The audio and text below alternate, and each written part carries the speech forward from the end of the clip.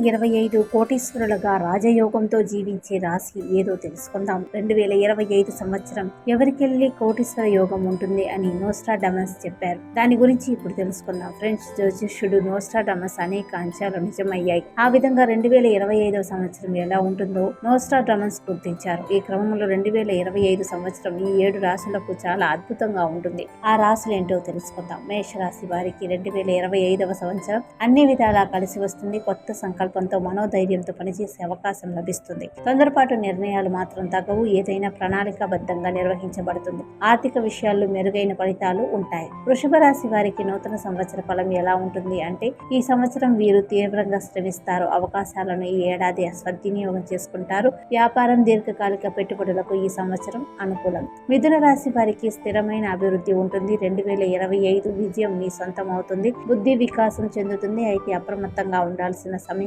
నిర్ణయాలు ఆలోచించి తీసుకోవాల్సి ఉంటుంది. సింహరాశి వారికి సాధారణంగా ఆత్మవిశ్వాసం ఎక్కువ. పెట్టుబడులకు ఈ సంవత్సరం అనుకూలం. సరైన ప్రణాళిక విజయానికి దారితీస్తుంది. తులారాశి వారికి జాతకులకు 2025 సంవత్సరం సంపదను ఇస్తుంది. ఆర్థిక స్థితి మెరుగుపడుతుంది. ఇక మకర రాశి వారికి 2025 సంవత్సరం అనుకూలం. అయితే సహనం ముఖ్యం. కొత్త సమస్యలు ఎదురయ్యే అవకాశం ఉంది. కానీ సవాళ్లను అధిగమించడానికి మీకు కష్టాలు వస్తాయి. సవాళ్లను ఎదుర్కోవడానికి సిద్ధంగా ఉండాలి. అయితే సమస్యలను ధీటుగా ఎదుర్కొంటారు. ఇక మీనరాశి వారికి 2025 సంవత్సరం ఉత్తమ ఫలితాలను ఇస్తుంది. ఆధ్యాత్మిక పెంపొందుతుంది.